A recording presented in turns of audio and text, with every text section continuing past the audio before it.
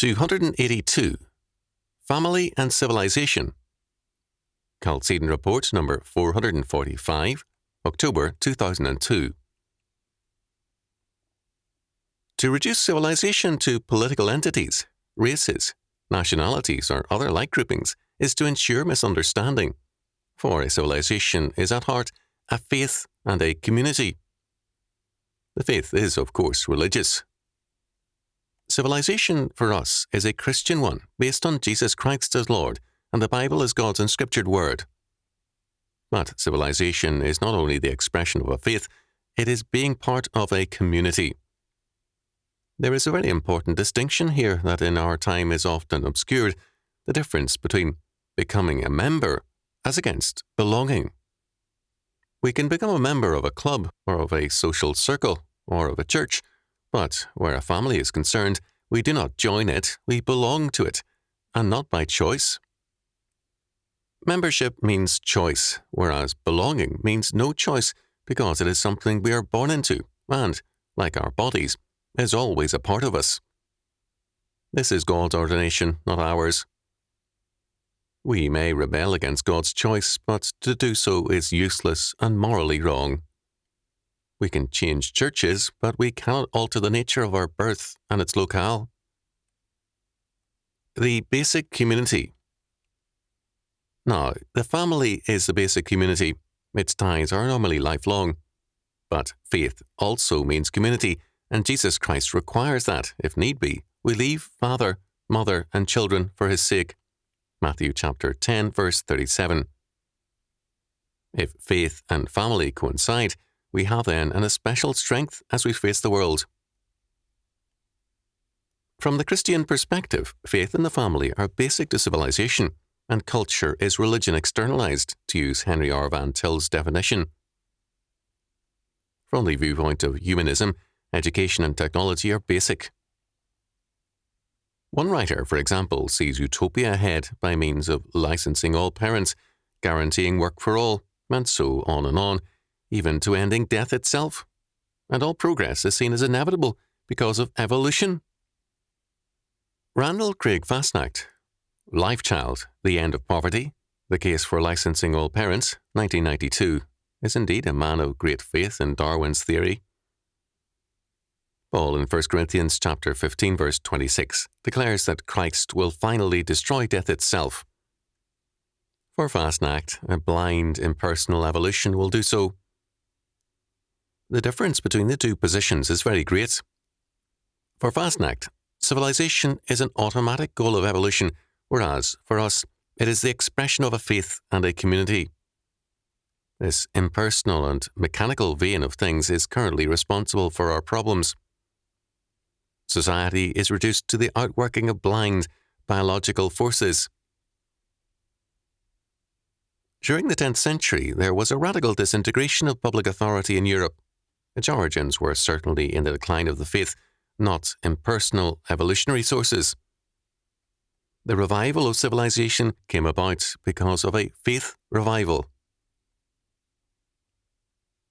The family, as a biological entity, has received some attention in recent years from sociologists, and while their approach is sometimes of interest, it is defective.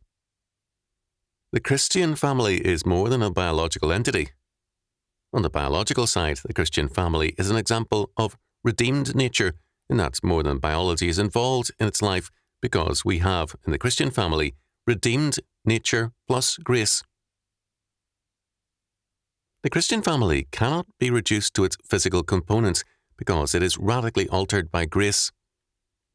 This means that a supernatural power has been introduced into history to alter it. Serving grace. The early church father, Lactantius, stressed the family as the center of community life. For him, the family was no longer a unit of the Roman state, nor the servant of social goals, but a unit in the kingdom of God. Its task is to serve God and to obey him, rather than being a humanistic agency. This was a major revolutionary step in that nature was seen as called to submit to and serve grace. For the Romans, piety was proper emotional attitudes towards one's parents and the state. For Lactantius, The contemplation of God is a reverence and worship of the common parent of mankind.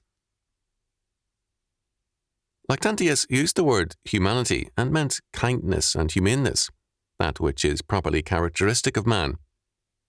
In his words, "For what is humanity itself but justice? What is justice but piety? And piety is nothing else than the recognition of God as parent."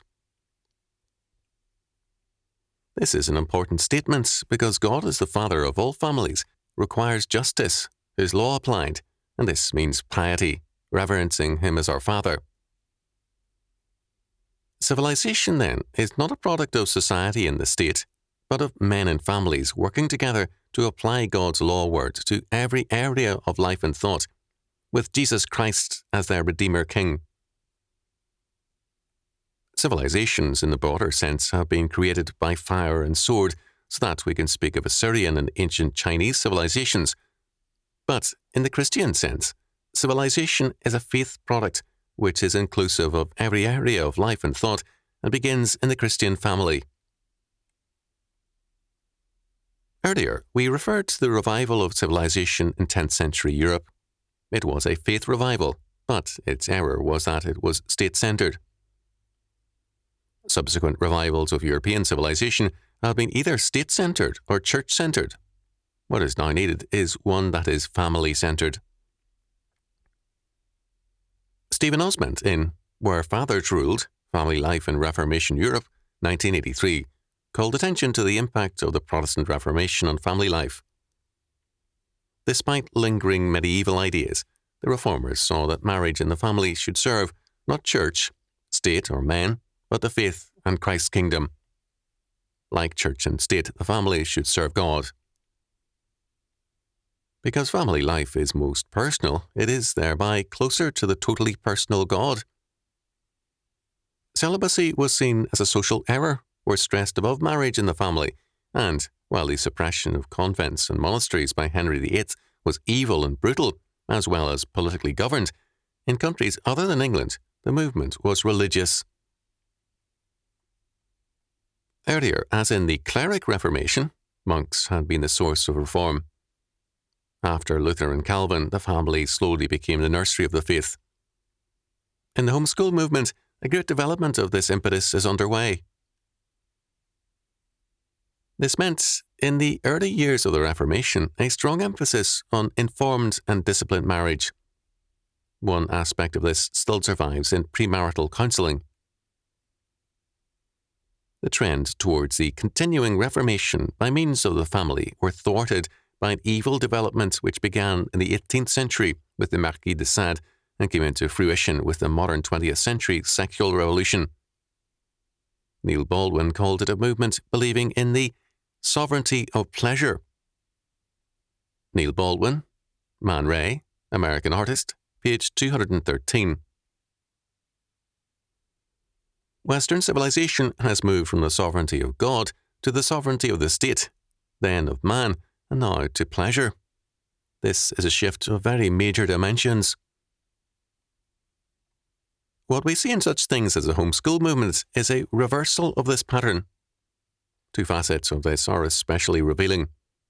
It begins in the family, and its motivation is mainly Christian. This makes it an important development and basic to any realistic appraisal of the future. When great numbers of parents tax themselves in money and time to homeschool or Christian school their children, we see a social change in the making and a sign of the renewal of civilization.